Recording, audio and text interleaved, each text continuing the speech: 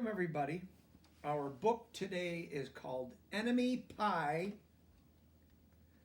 by Derek Munson, illustrated by Tara Callahan King. And remember, illustrated means she drew the pictures. So Derek wrote the words and Tara drew all the pictures. Enemy Pie.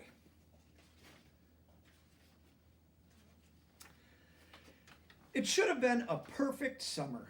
My dad helped me build a tree house in our backyard.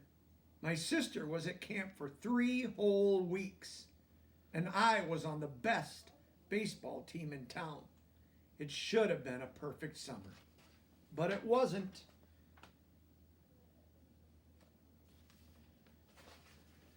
It was all good until Jeremy Ross moved into the neighborhood, right next door to my best friend Stanley. I did not like Jeremy Ross. He laughed at me when he struck me out in a baseball game. He had a party on his trampoline and I wasn't even invited. But my best friend Stanley was. Jeremy Ross was the one and only person on my enemy list. I never even had an enemy list until he moved into the neighborhood. But as soon as he came along, I needed one. I hung it up in my treehouse where Jeremy Ross was not allowed to go.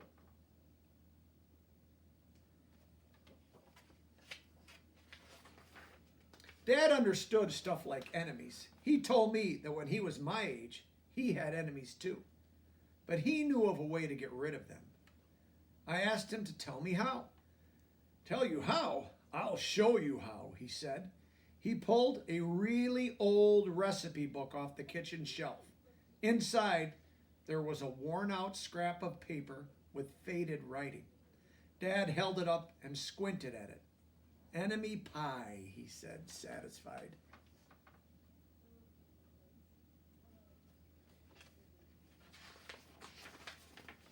You may be wondering what exactly is an enemy pie. I was wondering too. But Dad said the recipe was so secret he couldn't even tell me. I decided it must be magic. I begged him to tell me something, anything. I will tell you this, he said. Enemy pie is the fastest known way to get rid of enemies. Now, of course, this got my mind working. What kinds of things, disgusting things, would I put in a pie for an enemy?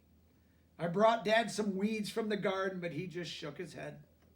I brought him earthworms and rocks, but he didn't think he'd need those.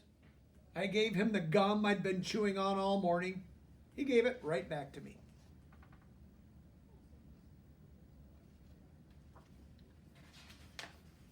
I went out to play alone. I shot baskets until the ball got stuck on the roof. I threw a boomerang that never came back to me. And all the while, I listened to the sounds of my dad chopping and stirring and blending the ingredients of enemy pie. This could be a great summer after all. Enemy pie was going to be awful. I tried to imagine how horrible it must smell, or worse yet, what it would look like. But when I was in the backyard looking for ladybugs, I smelled something really, really, really good. And as far as I could tell, it was coming from our kitchen. I was a bit confused.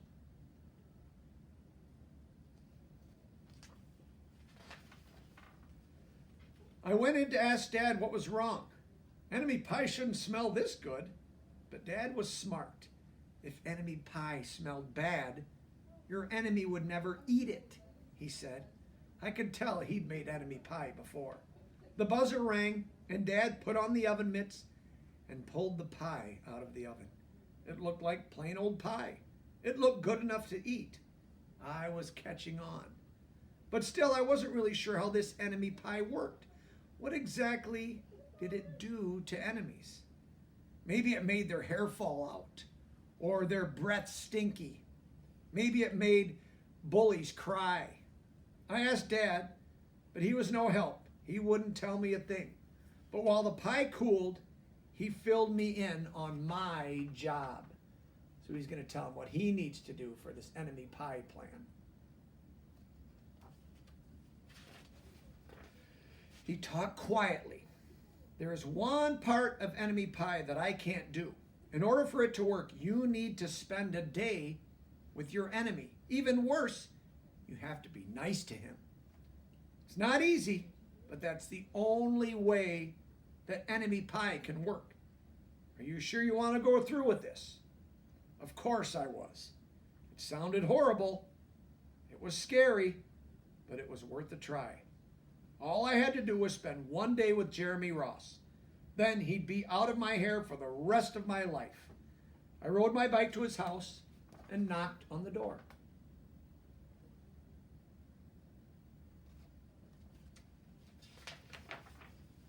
When Jeremy opened the door, he seemed surprised.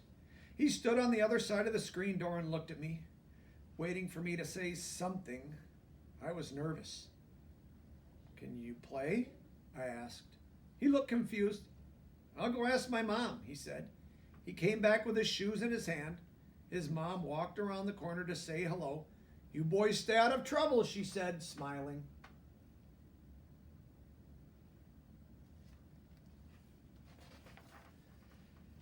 We rode bikes for a while and played on the trampoline. Then we made some water balloons and threw them at the neighbor girls, but we missed. Jeremy's mom made us lunch. After lunch, we went over to my house. It was strange, but I was kind of having fun with my enemy. He almost seemed nice, but of course I couldn't tell Dad that since he had worked so hard to make this enemy pie. Jeremy Ross liked my basketball hoop. He said he wished we had a basketball hoop, or he wished he had a basketball hoop, but they didn't have room for one. I let him win a game just to be nice.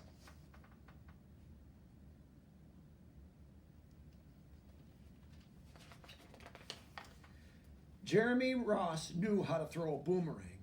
He threw it, and it came right back to him. I threw it and went over my house and into the backyard. When we climbed over the fence to find it, the first thing Jeremy noticed was my tree house.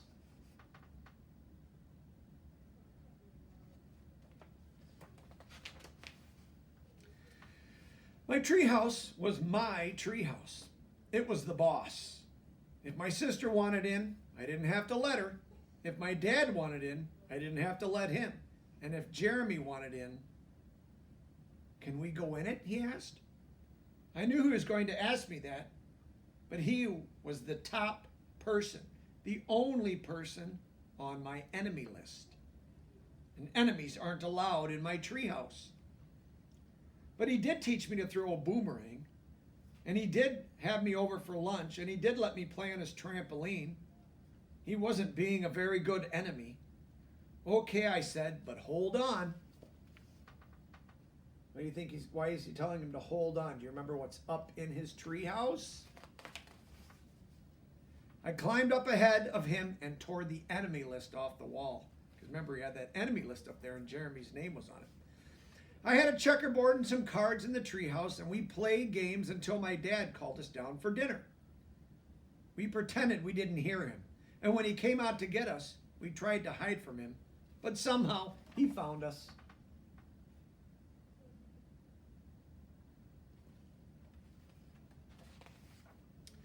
Dad made us macaroni and cheese for dinner, my favorite. It was Jeremy's favorite too. Maybe Jeremy Ross wasn't so bad after all. I was beginning to think that maybe we should forget about enemy pie. But sure enough, after dinner, Dad brought out the pie. I watched as he cut the pie into 8 thick slices. "Dad," I said, "it sure is nice having a new friend in the neighborhood." I was trying to get his attention and trying to tell him that Jeremy Ross was no longer my enemy. But Dad only smiled and nodded. I think he thought I was just pretending.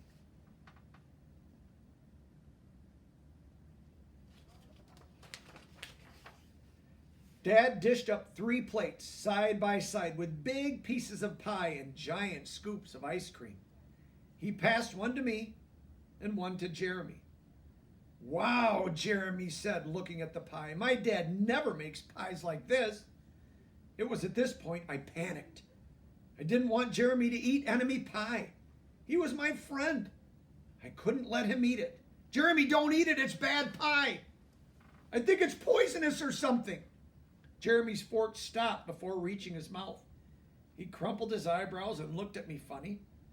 I felt relieved. I had saved his life. I was a hero.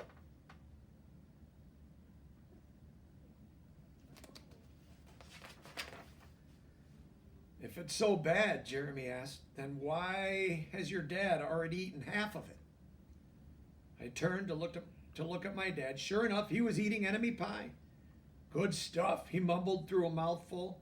And that was all he said. I sat there watching them eat enemy pie for a few seconds. Dad was laughing. Jeremy was happily eating. And neither of them was losing any hair. It seemed safe enough, so I took a tiny taste. Enemy pie was delicious.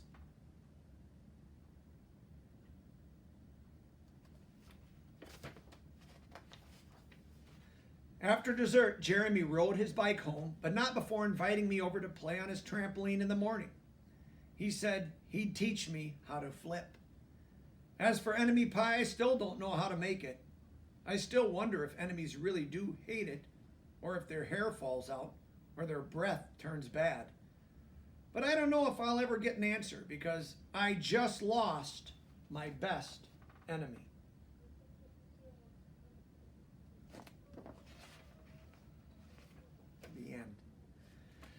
It's a good book. So a lot of times we say we don't like somebody and we don't even know why. Just be kind to everybody. Get to know people around you, and just treat everybody with respect.